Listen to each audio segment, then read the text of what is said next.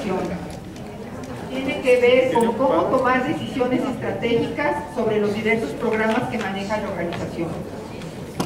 Quisiera platicarles un poco de Débora y agradecerle a Débora que esté aquí con nosotros. Débora fue fundadora del Museo para el Niño en Austin. Lo llevó de ser un concepto de museo sin muros a una institución floreciente durante los 16 años que estuvo a cargo de ella.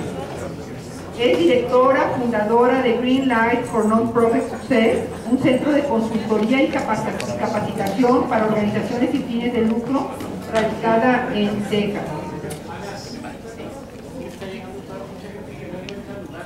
A ver, vamos dándonos un ratito.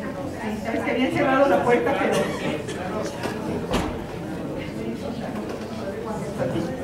Aquí tenemos al frente algunos lugares.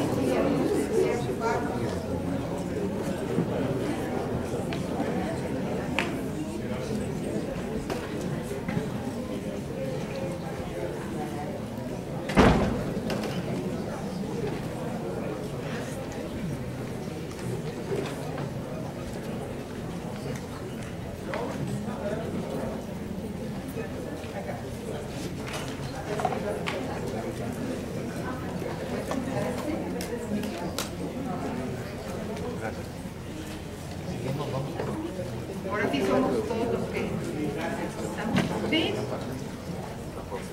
Para aquellos que acaban de llegar, la conferencia va a ser en inglés. Por si necesitan traducción simultánea, por favor se acerquen atrás para que les den un aparato para escuchar la traducción.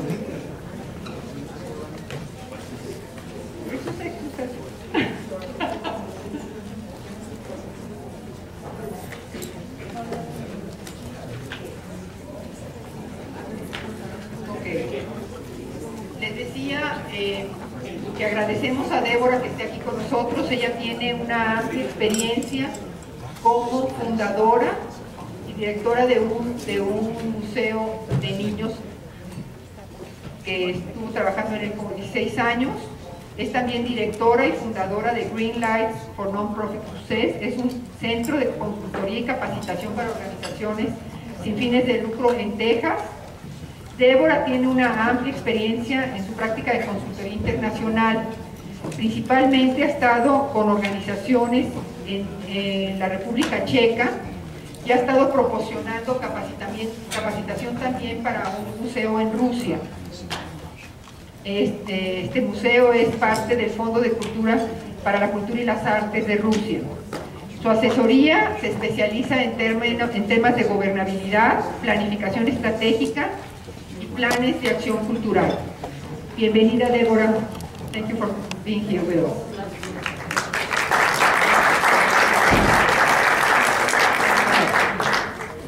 I think this is on. This is on. Does everybody hear me? Yeah. Great. Well, I'm really very excited about being here. Actually, hold on. I'm going to talk for a little bit and then check this back on. I'm very excited to be here, Chihuahua. It's incredible to see so many people who are here from boards, who are interested in thinking about how to be more effective as a leader in your organization, and how to work with staff, and how to make big decisions that make a difference for your communities and for your country. One of the things that I want to know before I start talking about funding and decisions is who's in the room. So could you give me a quick show of hands? How many of you are from organizations that are smaller, that have no staff at all? No staff at all. Okay. How many of you are from organizations that have less than 10 staff, less than 10 employees? Okay. And how many of you are from organizations that have more than 100 employees? A couple. Okay, good. How many of you are from organizations that are less than 5 years old? Organizations that are less than 5 years old. And how many of you are from organizations that are more than 20 years old? Good balance. All right, now the bigger question is, how many of you are from arts organizations? Groups that give help for arts? Museums, choirs, theaters, okay. What about education? Okay. What about environmental groups?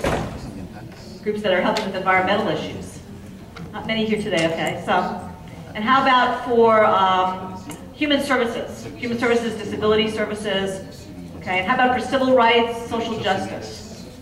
So there's a real range of people in here, yet all of us work in the same way. We all have to have boards that govern the work that we do and make sure that we're accountable to our mission. We all have to have missions that are important to the community. So what we want to talk about today is how to think about where we get the funding that allows us to do the work that we do. And that's kind of tricky because in many ways the challenge for funding is where do you get it and how do you keep it? But in another way it's what do you need it for and how is it going to be used effectively? So one of the things that we're going to be talking about today is a story from an organization in Austin, Texas called Lifeworks. It's a human service organization that has done a very good job of finding different ways of using money, getting money, and has had to make a couple of decisions about programs that they ended up changing because they couldn't find the money or because the mission that they had for their organization was not being played out in their program. And by using this story from Lifeworks, we want to then give you a chance to think about your programs and your decisions about mission and money. In the session before here, in this room, the gentleman that was talking about governance was talking about the double bottom line of a nonprofit NGO. And the double bottom line is the social impact and the financial return. Essentially, it's mission, what grounds us, what makes us important, and money, what grows us and helps us make sure that we do our mission. So that's what we'll be talking about this morning. Our agenda is pretty much going to go in this manner, but we may be a little shorter on time in the middle so that we can have time for questions. But essentially what I want to start with is just asking you, what do our nonprofits need money for? What do your organizations need money for? We need money to pay staff. We need money for space. We need money for materials. We need money for transportation. We need money for insurance. What other kinds of things do we need money for? When you think about the money that you have to raise every year to make your programs work, what else do you need money for? Okay, for different projects. What else? What other things do we need money for? Huh? Administration. We need to make sure we coordinate things. Sometimes that's the hardest money to get. For specialists, we need sometimes research, sometimes consultants, people who know more than we do, who can help us. So all those things have to be factored into what you're going to do and how you're going to lay out your budget. Where do you get your money? There's lots of places that we get money these days. We get money from, I'm going to go back to this for just a minute.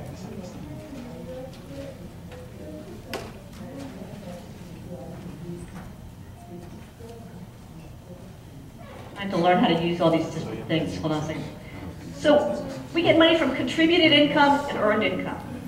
All of us know this. You all look at budgets as a nonprofit NGO board members every day. But what you're looking at is where your contributed income is coming from. Is it coming from individuals? Is it coming from businesses? Is it coming from government contracts or government contributions? Is it coming from foundations? Is it coming from groups of people that come together, maybe through a church or a civic group to give money? So you've got all these contributed income opportunities. But you also have a lot of opportunities for earned income. Fees, scholarships, selling things, royalties, contracts. And the challenge is, where are we as an organization going to look for that money, and how are we going to make sure that that money comes to us? And why are people giving? Because people give for their own reasons. And sometimes it's not the reason that you want, but it's the reason that they want. And you have to figure out how to put it together. So here's our story about Lifeworks. Lifeworks was formed in 1998. It's a merger of 6 NGOs that were all doing different things to help young people and families who are in crisis be able to manage those crises. The mission is to transition youth and families from crisis to safety and success. And at this point, they have about 180 staff. They have counselors, they have educators, they have fundraisers, they have administration, they have bus drivers, and they have an annual budget of about $8 million. They serve about 10,000 families annually, and they do that in 9 different locations. And they have a board that's very, very active in thinking about what should be done and how they should be doing it. Their programs are about,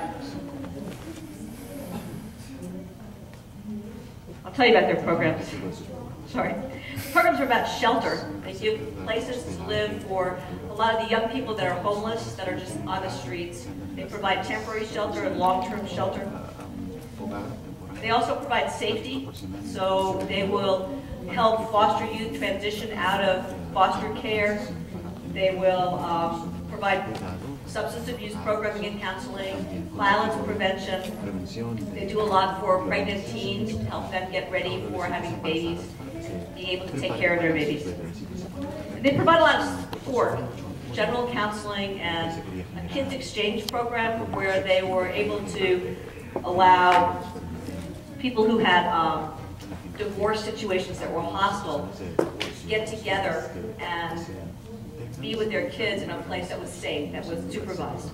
They've also done a lot to help kids transition to jobs, and they got a very big grant at one point to create a very special job training program with Ben & Jerry's ice cream shop. Ben & Jerry's is a very well-known ice cream store in Vermont, in the United States, that provided for special needs populations a way to do job training and employ young people in a little store that would sell ice cream. And so they got some funding to do that and wanted to figure out whether or not that funding that was startup funding would be a continuation of a profitable enterprise that was mission related as well as related to getting enough money to continue to do it.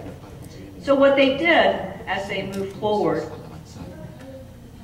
is they had to evaluate which programs were really working for them. They were at a point that the economy was going down. They had a lot of government funding, but not quite enough for everything.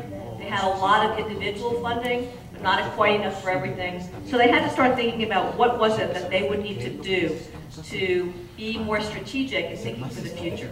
And they started thinking in a way that helped them think about mission and money.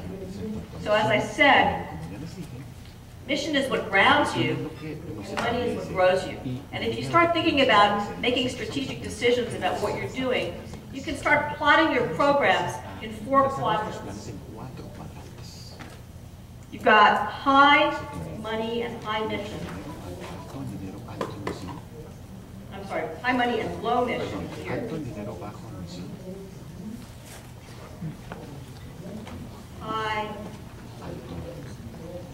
Low money and low mission here. High money, high mission. And low money, high mission.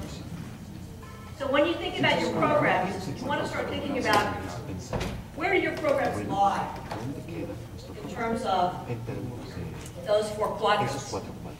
This is the quadrant that is basically where you have your galas, where you have your raffles, or you have your fundraising activities. These are not mission related as much as they are giving you money back to pay for your worthwhile programs. These are the kinds of things that help you as kind of money trees. High money, low mission. Right here, low money, low mission. These are the things that you don't want to keep doing. They're the things that you may have been doing for years and years because you thought that they were great ideas, but nobody comes, or nobody uses the service, or every time you have a new person, you're losing money. This is the best place you could possibly be. This is high mission, high money. And you may be getting that money from government contracts, you may be getting that money from earned revenues, you may be getting that money from a third-party payer or from foundations. That's where you want most things to be. And this is actually most nonprofits where most things are. They're the worthwhile programs. high mission. They're the reason that you're there, but low money. You have to find other ways of subsidizing those programs. So the challenge for Lifeworks, which had a great set of programs, but was aware that there was government funding changes coming down the pike, was to figure out where they should map their programs in terms of mission and money. So what they started thinking about was each program in terms of its income. Where was it getting its income? What was needed to be able to provide that income? And what was the return on that investment? So the programs in Lifeworks, as I said, were about these key areas. About shelter, about safety, about success, and then there's a whole set of ones about support.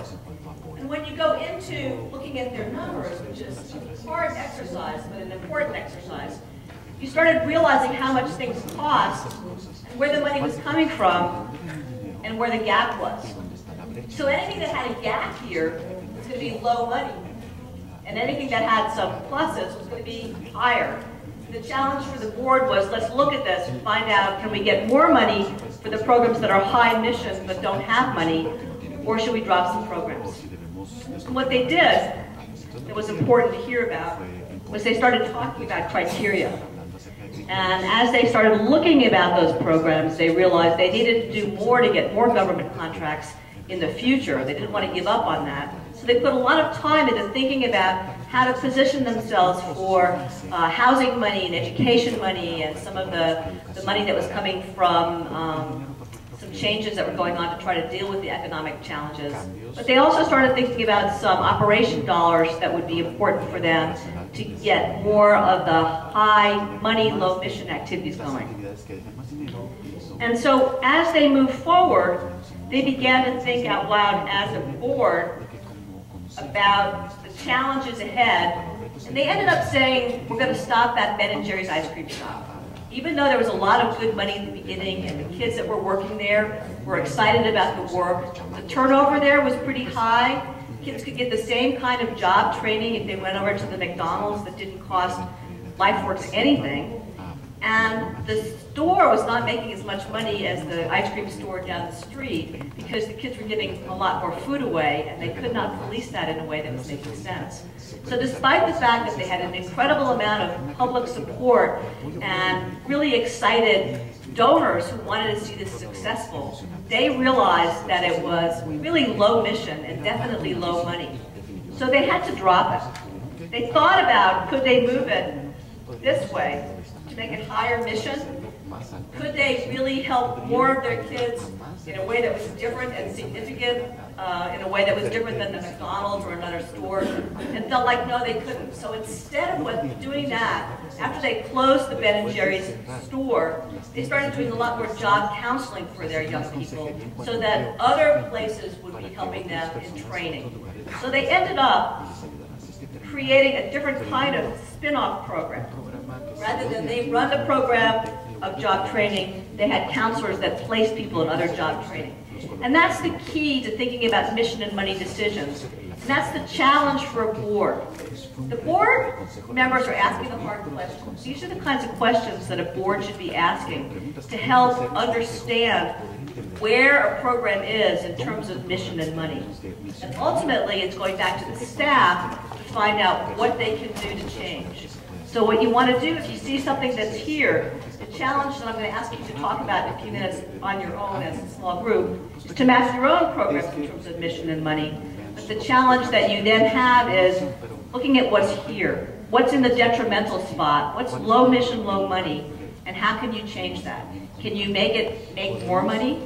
For example, when I was at the Children's Museum, one of our programs that was very fun at the beginning was a summer camp program that we did that was very science related. And just like the Ben & Jerry's shop, we got a lot of funding early on to create the programs. But 3 years out, we didn't get much money from our tuition. So we either could drop it because it was not that important to us, or we could increase the tuition, or we could make it a shorter program and increase the tuition, which is what we did. So instead of having a 4-week summer camp, we had a number of short 1 or 2 day summer camps that ended up making it a little bit more here because it was much more connected to the museum exhibits and a little bit higher up here. But it was important for us to realize that that early money was not going to pay off in terms of sustainable funding. So the challenge here is to see where to move things, where to drop them, or to spin them off to another organization. The challenge here, your kind of basic programs, most of your programs are here, is to figure out, is there a way to make more money? Can you attract more donors? Can you create an endowment? Can you find somebody who really cares about this program to have you be in their budget every year? And that's a key challenge here. The challenge here is to keep it working, because these are the programs that you really want. These are your stars. These are your hearts. They're heartfelt. You want them to be important and valid, but you need to figure out how to make them financially sustainable. These are your stars. They're the ones that are doing exactly what you want in a way that's making money. And these are your money trees. These are your money trees in that they're the ones that may be not as related to your mission, but give you the money to pay for this. So what I want you to do for a few minutes is, in groups of 4, just talk about creating your own mission and money chart of your own organization. See where you think right now your programs lie. So take about 5 minutes and talk about 4 people together about your own programs, okay? I'm going to put the chart up so it's going to be easy. About 5 minutes, 4 people together. Okay? Share your programs together so you can map them. Help each other map them.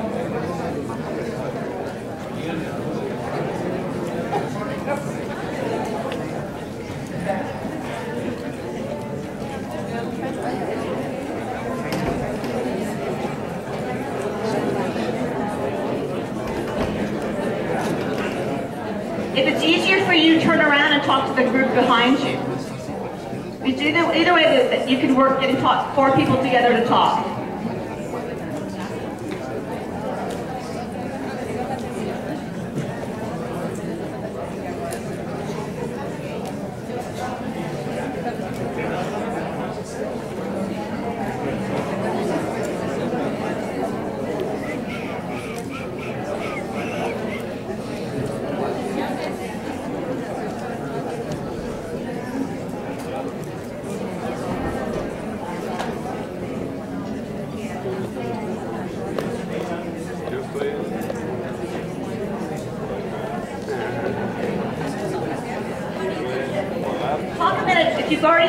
Mapping your programs, start thinking about which programs are the ones that you want to make more profitable or more mission related. Take about 5 minutes just talking 4 people together. Be able to think about your own programs.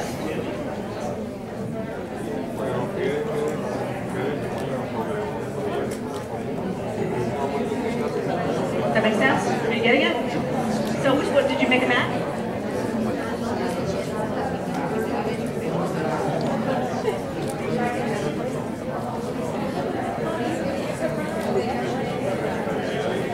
But did you all connect?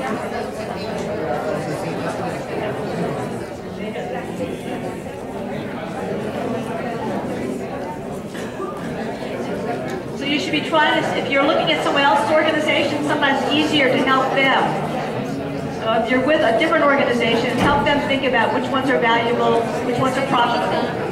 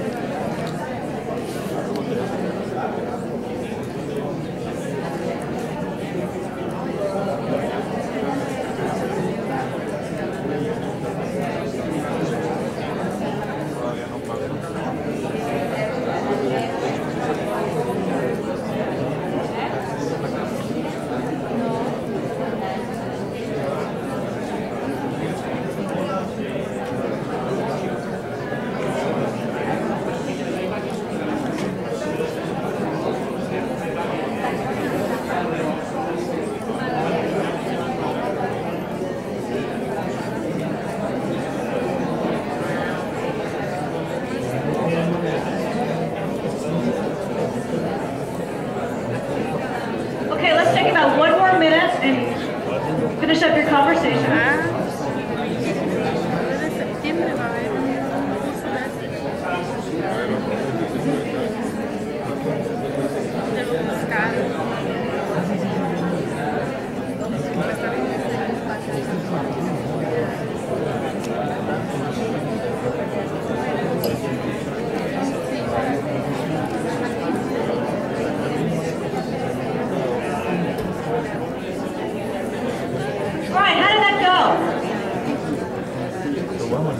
Did you guys get a chance to map your programs? Get the quiet again. You'll get another chance to talk, so let's turn around just for a minute.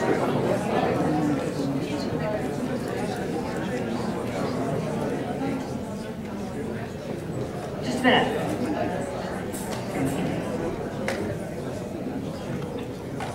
Stage your experience. Yeah. So the reason that we had to do that exercise with groups that you didn't know was because it's valuable to get another perspective. In fact, one of the best things about having a board is that you've got board members from many different communities and very different interest and skill areas, and they ask questions differently so that you are challenged. And if you're a board member, you should be challenging your organization to ask things from different perspectives. But sometimes the big question is, well, is it really mission related?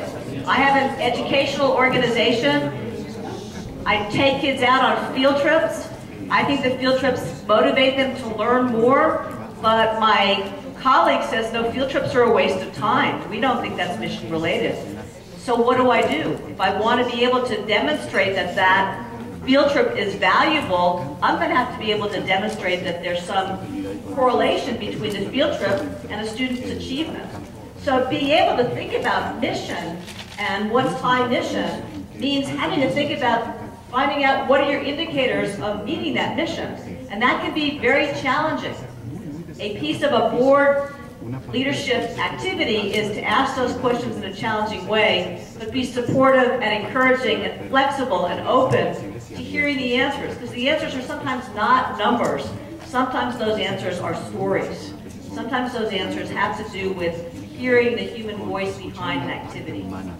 So as you start thinking about your work in terms of mission and money, talking a little bit about mission right now, let me talk about money right now. A challenge for all of us is to figure out how to keep the money growing. And I think, I was just talking to a colleague here, in every country there's a little bit of a different pattern where money's coming from. Lifeworks, for example, about 87% of their money came from government contracts. And those government contracts were with housing and economic development and education and mental health and county money and city money and national money and regional money. And they spend about 7% of their budget every year on fundraising. And probably 2/3 of that money was based on getting proposals to government, managing the funds that came in through government, because there's just much more management. But about 2% of their fundraising money went into two big parties that they have a year. One of their parties is a big Academy Awards evening. People come in, there's a red carpet, people are asked what they're wearing, and they talk about fashion, and they talk about who's going to be getting the awards, and they have a very big, very well-publicized event that's the red carpet event in Austin, Texas, right now. And they do that for people who've been coming for years, giving a lot of money, and that's their way of getting individual donations.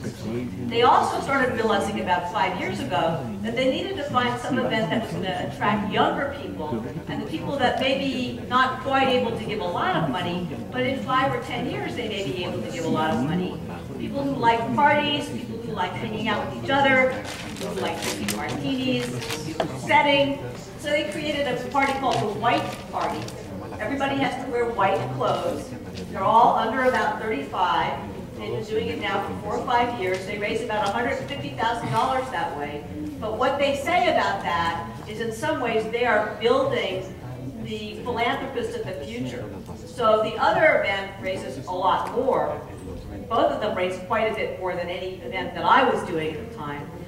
When I was running the Children's Museum, We had a luncheon, I think, that raised a lot of money, but a gala for me is a big deal. And what they did, because they had those two events, was they realized they needed one more event that would get one more set of donors interested in their work.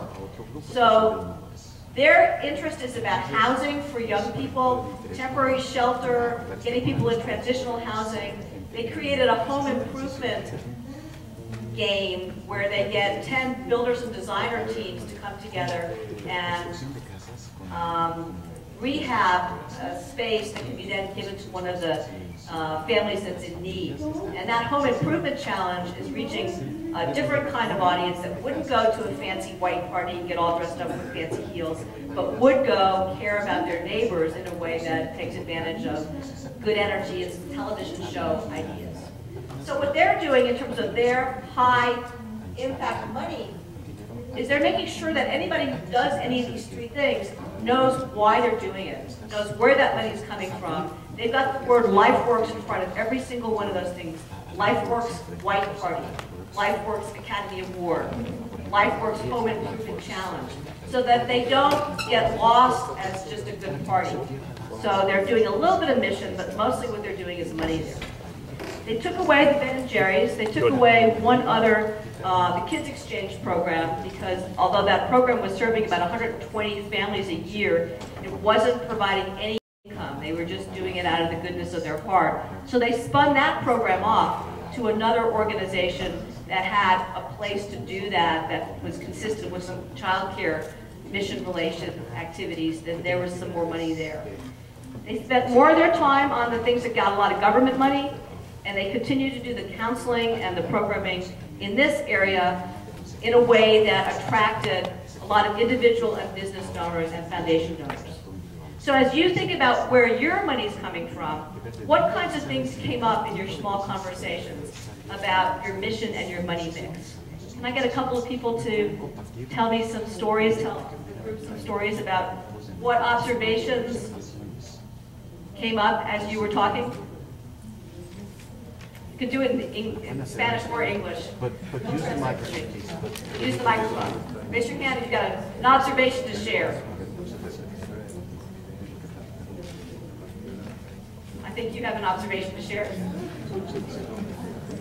Pienso que fue muy poquito el tiempo, pero en nuestra organización nosotros tenemos varios programas en donde atendemos a niños, adultos, también jóvenes, con tratamientos de salud bucal y talleres preventivos, ¿verdad? Para el cuidado de la salud bucal y así general también.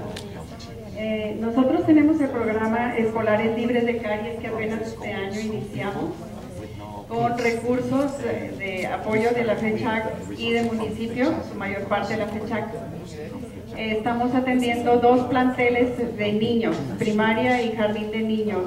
En este caso, el financiamiento y más el trabajo voluntario de los profesionistas hacen que sea exitoso el trabajo, porque aunque se han ofrecido algunas dificultades, han aparecido que no pueden acudir los niños a nuestras instalaciones a recibir los tratamientos, no todos, por falta de vehículo, porque los padres trabajan los dos al mismo horario que nosotros. Entonces optamos por la estrategia de llevar los servicios con equipo portátil a la escuela.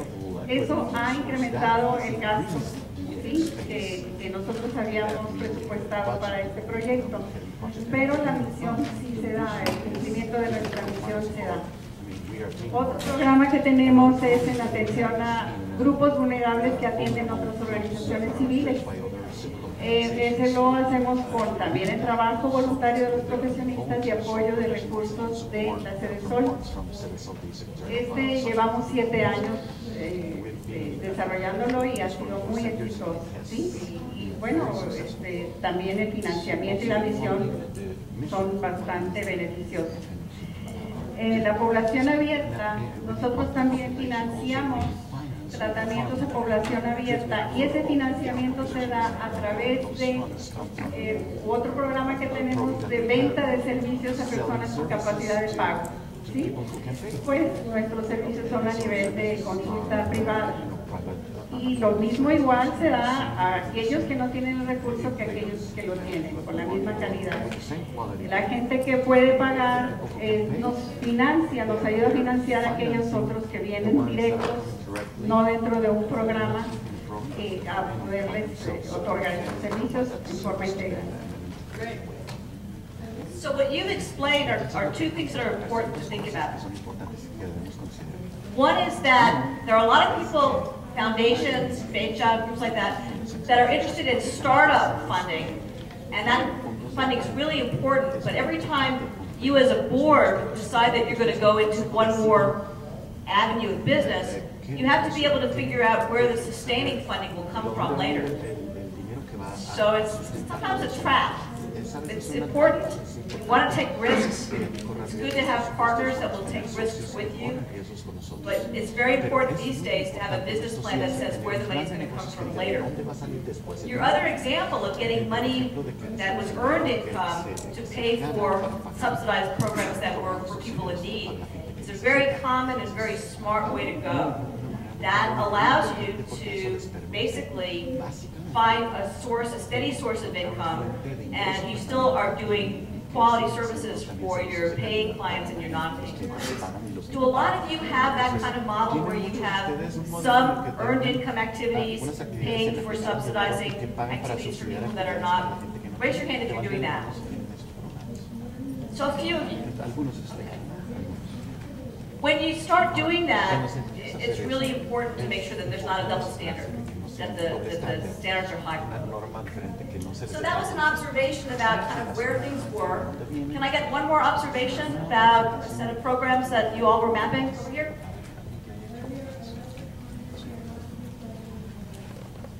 Okay, what we do is we try to identify leaders, the future young leaders that can later get involved in other organizations, social organizations. So we have a few programs for high school, junior high, college, where we find those people. But also we got some kind of the same program, but different for businesses so that they pay for the courses for their employees. So we get some money from there. We still have, depend a lot on grants and donations. But we're trying to grow that part so that we can make this self-sustainable. Great. So another example of building one part of a program to subsidize another part of the program, and the important thing is to begin to think about new markets. One of the challenges in earned income is making sure that the idea that you think is great is really going to be something that the market wants. And for example, leadership development for employees can be a very lucrative opportunity, but you've got to figure out from the employees what it is that they want from the employers, what is it that they're willing to pay for to get their employees to be more civic-minded or more leader capable or whatever. So it's a way of having to think through the market as well as you're moving forward. It's more like team building. So you're taking some good work with young people and bringing them into the workplace. And you've got to make sure that the workplace wants it, and you can give a good example of why it's in their best interest, and either show some measurement or some stories that convince them. It's back to the mission. Any other examples that are coming up?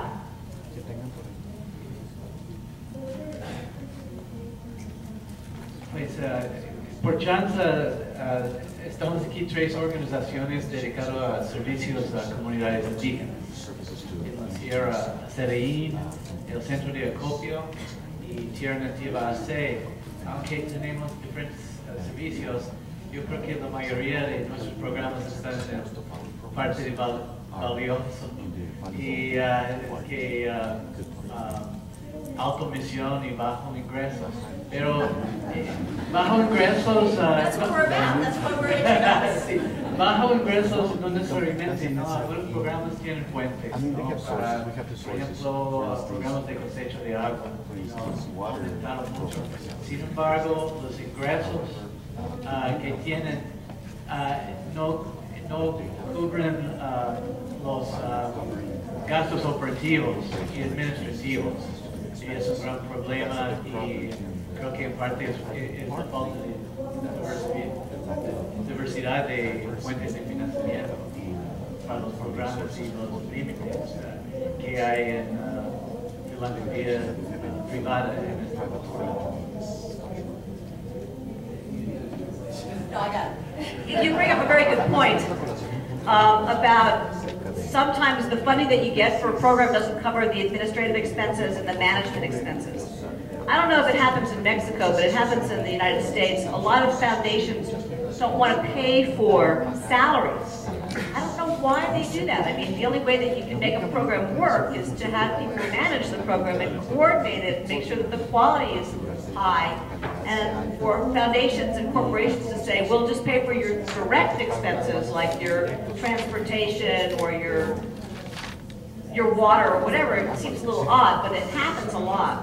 So what a board needs to do, as a good part of the budgeting process, the board needs to ask, how much does this really cost over and above the direct expenses?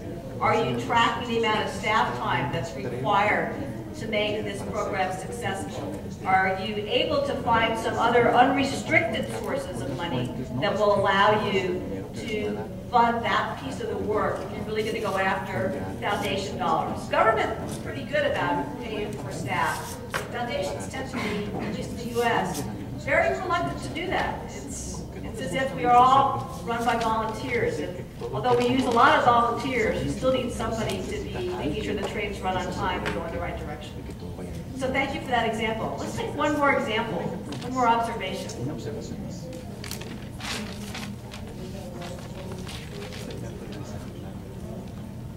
Sí, gracias. Pues a nosotros nos habla, ¿verdad? Nosotros somos una organización que apoyamos a niños con cáncer, principalmente indígenas, y pues esto me abre un nuevo panorama, ¿verdad?, para el consejo directivo de mi organización, porque me están dando una radiografía, ¿verdad?, de lo bueno y lo malo que estoy haciendo. Un ejemplo que te puedo yo dar aquí, que no salió exactamente, es lo que tú manejas como beneficio, ¿verdad? Nosotros tenemos un programa que se llama Programa Padrino, que una persona padrina a un niño durante un año, ¿verdad? Entonces es un recurso que tenemos cubierto ya. Y aquí estoy viendo uno muy dañino para mí como organización. Tenemos alcancías en diferentes partes de la ciudad, en diferentes centros comerciales y pequeños comercios, ¿verdad? Entonces ahí, ¿qué está pasando? Que yo debo desincorporar o repensar, ¿verdad?, ese proyecto que yo estoy haciendo con las alcancías, porque a veces me la roban o a veces me sacan el dinero, ¿verdad? Entonces esto pues está padrísimo, muchas gracias, ¿verdad? Cada vez venimos a aprender algo nuevo. You're bringing up a very common challenge. So say you've had a program that's been going on for years and years and years, and somebody just loves it. The person that started it is still on the board, and you can demonstrate that it's not only not getting any money and not getting any mission, but it's actually harmful.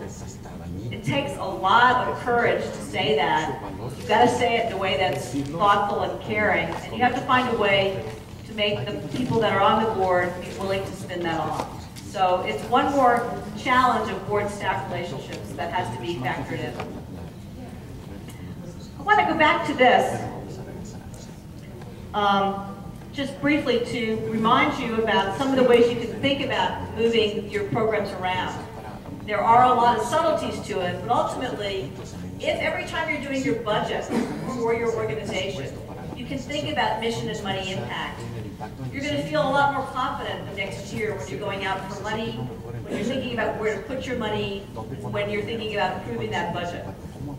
The challenge about individual donations is that you can't predict whether they're going to come in or not. So many people are talking a lot about trying to get to sustainable funding, and that just is one of those holy grails that all of us are working on. I'm curious about how many of you rely primarily on government funding for the majority of your dollars. Can you raise your hand if you rely on government funding? Not a lot. Okay. How many of you rely on individual funds, individual donors? Okay. And where do the rest of you have, where's your primary funding coming from? Foundations? Are foundations pretty strong partners? Are foundations pretty willing to be long-term partners? More than 1 year? Sometimes? What is the kind of program that will allow a foundation to say they want to stay year after year? What is it that you have to do to be able to get a foundation to say, yeah, I want to continue?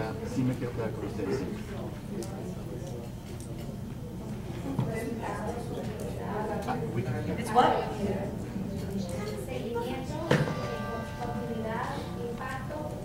They can't hear, so. We need the microphone, sorry, yes. Tell me this all again. Demostrar resultados, impacto y dar continuidad año tras año. So in some ways you get stuck, you have to show that the results are getting better and better every year. That becomes a little challenging too, doesn't it? What are some other reasons that you can convince a foundation to keep funding you? What are some other ways that you all do that? Other tips from the room? When we're over there, that's great. Because I think we can learn from one another a lot. Because all of us are kind of in the same environment. We may be asking for different things, but we're all together trying to improve our civil society, and learning from one another is one secret. Porque estás diversificando tus fuentes de financiamiento. O sea, que no año con año vea la fundación que vas a ir a solicitar el recurso para lo mismo, sino que vas a ir siendo autosustentable a un futuro y que vas diversificando, que vas uniendo a más actores a tu causa. So you've actually said 3 different things that are all equally important. One is, of course, trying to diversify your funding. So as you think about what's going to maybe be in that high money, low mission spot, are there new people that you can bring in? The other is that you want to diversify the projects that you're presenting to your foundation. Some foundations want something new every couple of years. And they'll say, sure, I'll do this project for 3 years, but come to do something totally different later. Do you want to always be having to do new things? You have a fundamental mission, you have a fundamental reason for being, you know what's working. What is it that you can do to look new and yet not add one more line of business? Probably try to figure out a way to split off a piece of a program that's really strong and focus in a different way. So for example, for me right now, I have I run a nonprofit arts and business organization in Portland, Oregon. And it's a very interesting kind of public-private partnership. And it's mostly funded by membership dues. Banks, law firms, and construction firms give us money, and we go after some foundation money, but not a lot. And our funds pay for programs that allow us to get more employees involved in civic projects, to get more money for art, to get more arts and business environments. But there's a little bit of a gap. And we're doing advocacy and we're doing research. And we have a couple of foundations that have given us money before to do a certain kind of volunteer work. They don't want to do it again.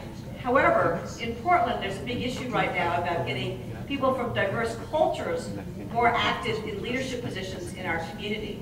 So we've gone to these foundations to say, you funded a really good program, now fund a way to make sure that this program attracts Latinos, African Americans, and people of Pacific Island background to become leaders in our community. We're not changing the program, we're just changing the clients and the customers that are involved. But it's attracting some money to do a program that we've been doing for years. It's those kinds of small, subtle things that allow you as a foundation grant seeker to be able to position yourself as new, but not have to start from scratch to do something that's not even in your skill set. So we've been talking a little bit more about the details of strategy for sustainable funding. And our first step was let's figure out how to make sure that we know where our projects are. Our second step is let's push everything as high as possible in terms of mission and money. But the reality is most of our work will be here. And so we've got to figure out ways to get this kind of money to pay for that. I think what I want to do right now is open it up for questions or comments and allow us to kind of take this work and bring it back to our boards and our staff and see how it will help in terms of thinking in the future. What kind of questions or comments are coming up? Yeah. A mí me gustaría que las fundaciones de apoyo nos comunicaran qué esperan nuevo de cada organización para seguirla apoyando un año tras otro, ¿sí? En sus programas. So there's a kind of interesting research that was done in U.S. a couple years back, where people that were looking at grant making and grant seeking asked the foundations what they would like to see more of from their grant seekers. And they asked the grant seekers what they wanted to see more of from the grant makers. The grant seekers said, we want to hear more from the foundations about what they want. The foundations said, we want to hear more from the grant seekers about what they want. So clearly, there's this kind of polite lack of communication that is getting in the way of being able to make really good decisions. So how can you as a grant seeker break into that cycle?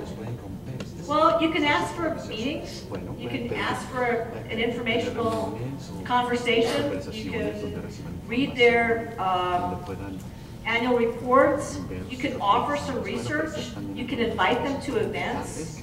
There's a lot of things that you can do that they're willing to say yes to, but I know where I live right now, it's all about relationships.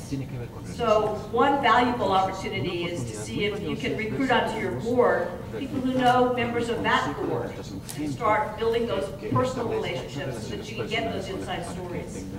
Are there other tips that people have about helping foundations understand what's important and what's needed?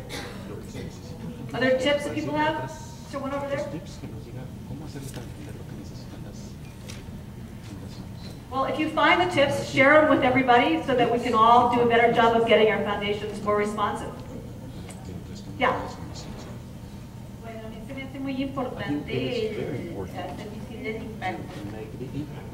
Nosotros como organización ya tenemos 12 años con el mismo objeto social que no cambia, pero sin embargo de ahí se han desprendido otros programas, como es el de capacitar. Nosotros atendemos niños con enfermedades y deformidades que correspondan a la cirugía ortopédica. Trabajamos con los hospitales de Trainers de Chicago, Utah y México.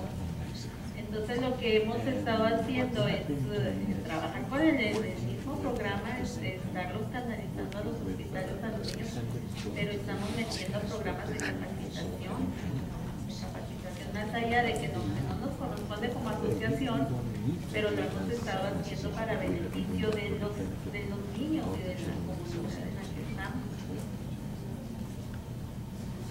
So one of the challenges as an NGO or a civil service organization is what people call mission creep. Ever heard of the concept of mission creep? I'm not sure how to say it in Spanish, but basically it's when you start doing things because they're exciting and they're opportunities and you want to go follow them, but you start straying from your central mission. I'm not saying that's what you're doing there at all, but it's a trap that often NGOs get. When a funder says to you, you've done a great job doing this, we think you're really good, we'll give you an extra $100,000 if you do this as well. And you as a board have to be able to say, wait, is that really what our mission's about? Is that going to take us away from our fundamental value to our community? Is that money worth it? Is that going to give us some low mission returns that can help us with our high mission? Or can we twist that idea and make it a real high mission idea? So if someone comes to me, actually in Portland, they came to me the other day, they said, we would like you to take over this advocacy organization because the person that's running the statewide arts advocacy organization, she's only working part-time and they don't have a lot of money and you know more people and you're in a position to do this work for us and the work needs to be done. And I agree that the work needs to be done. They weren't bringing any money to the table, they just wanted us to add it on to our list of things to do, which meant taking from the existing money that we have. And it didn't really further our mission. However, if it was an opportunity to create a new impact fund and to partner with this person, perhaps it would be a valuable opportunity for us to get more visibility, that we get more money that would allow us to do more of our worthwhile programs. I'm not going to decide that myself as the executive director. I'm going to bring that to my board and say, hey, let's take that filter of good questions, good strategic questions, which I'll go back to right now, and figure out if this is worth pursuing at all. And we'll pursue it maybe for 20 hours of thinking, and then we'll have to take it back to the board. But those are the kinds of things that are important as boards think about strategic direction and money. Any other questions coming up?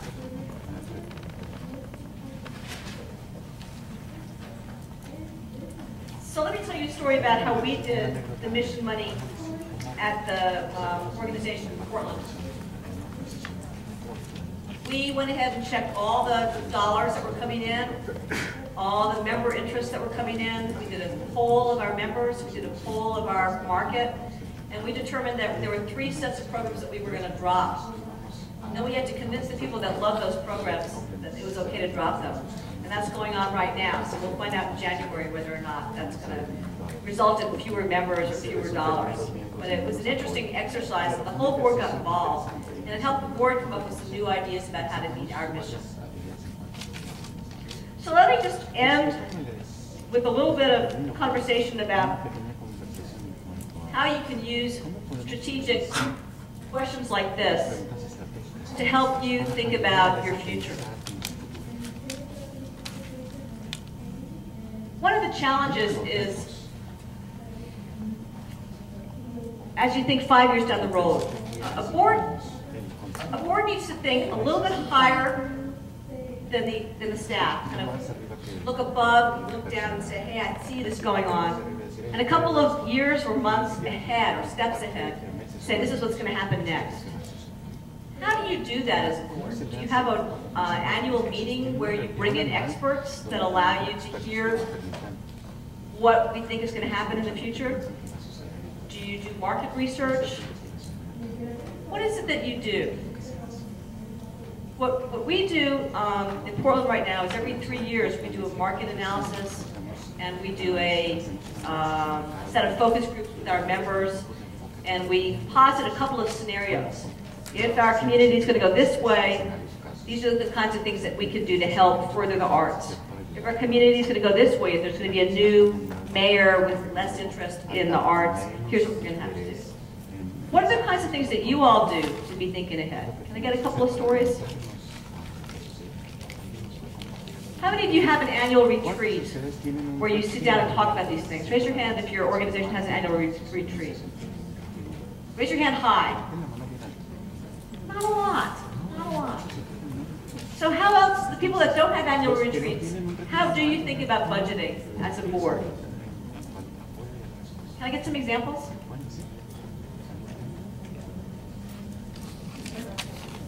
What? I can't hear. Can somebody raise their hand and tell me what? A non-retreat board. Raise your hand. Anybody new to speak? Trying to get the back of the room. Come on, back of the room.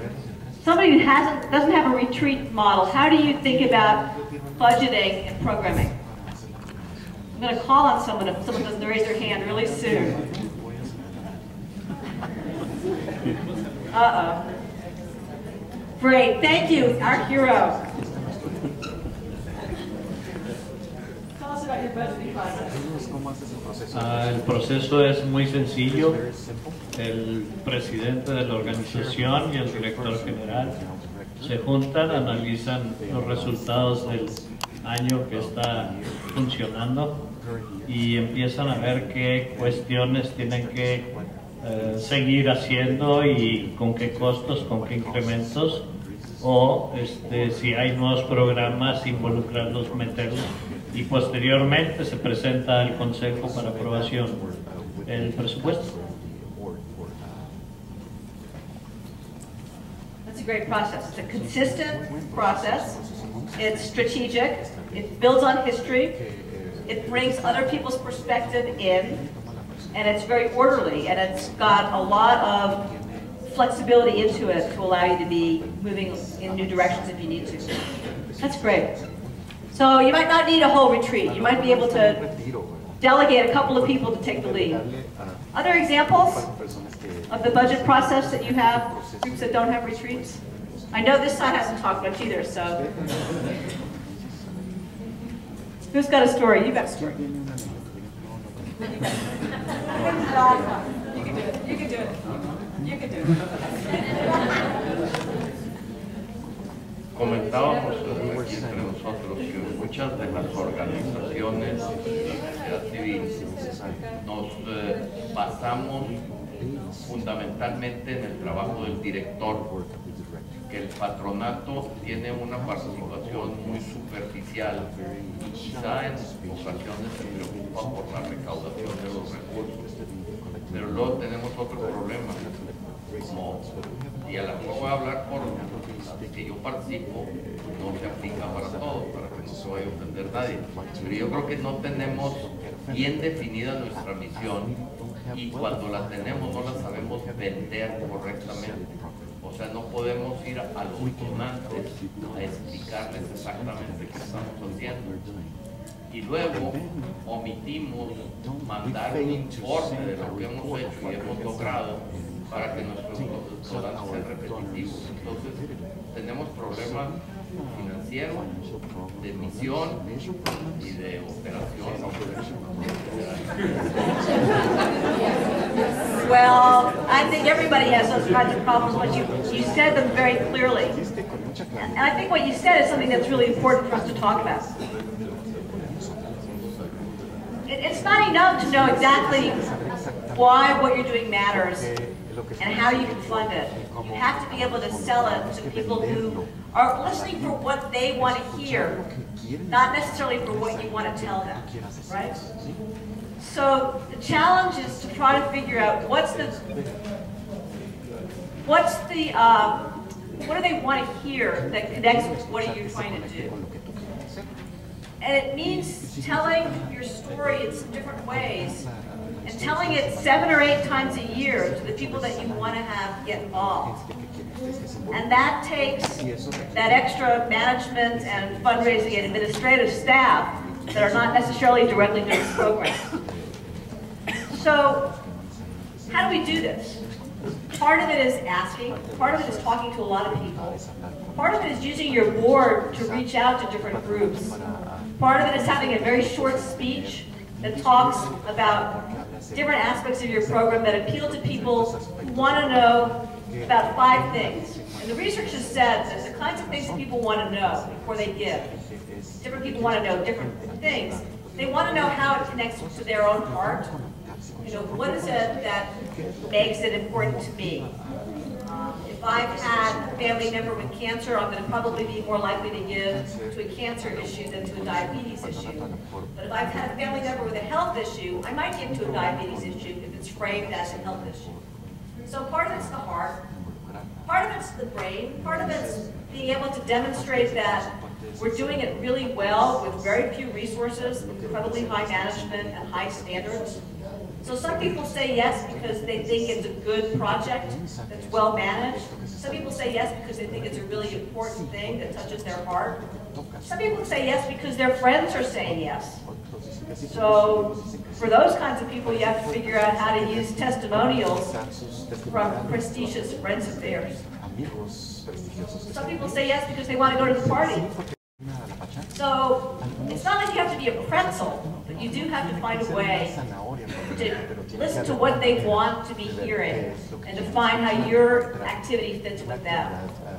I was told a long time ago that the people that are the really good, successful, high-tech entrepreneurs that are going out for funding from those venture capitalists are not usually the ones that are put in front of the venture capitalists.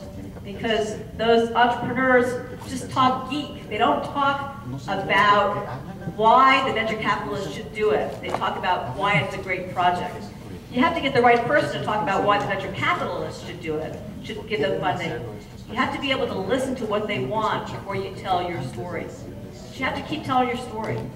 So a piece of the work that all of us do as NGOs and civil society organizations is to keep out front why we're important, what are we doing, what are our results, and explain that in the language of the people that we know want to be part of us. We haven't figured that out yet. So I think we're just about out of time. Is there any last question before we finish? Well, I thank you for your attention and for allowing me to kind of get used to this system. And I'm going to turn this back to you. And I look forward to seeing more of you later on today.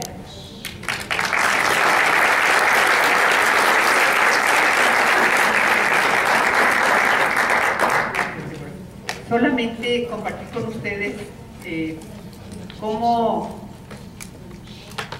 vi la plática lo que nos compartió Débora y el trabajo que hemos hecho con muchos de ustedes en el Centro para el Fortalecimiento. En el Centro para el Fortalecimiento no hemos apoyado a organizaciones a tener a lo mejor retiros de planeación, pero muchos de los que están aquí sentados han hecho planeación estratégica para decidir hacia dónde quieren que vayan. Una cosa que creo que como sector, cuando lo escuchamos, pues es muy padre tener gente de otros lados platicar su experiencia, cuando escuchamos que donantes en otros países están dispuestos a apostarles a proyectos de largo plazo, ese es un reto para nosotros como sociedad civil.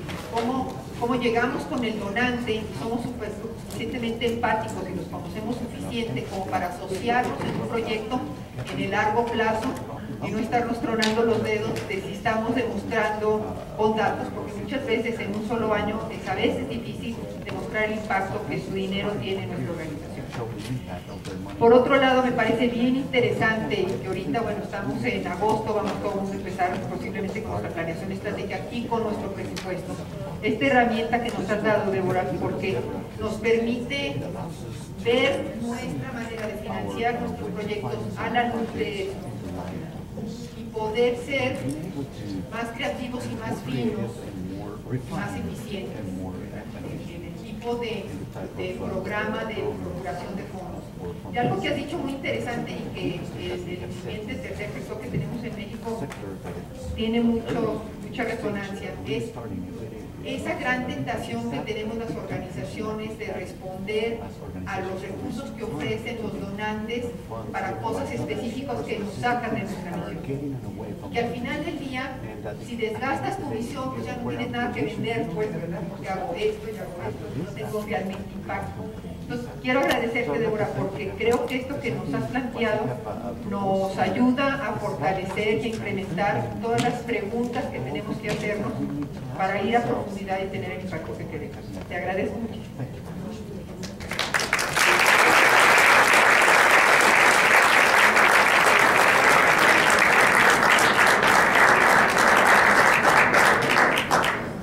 Señores, los esperamos en la comida aquí en el salón de al lado.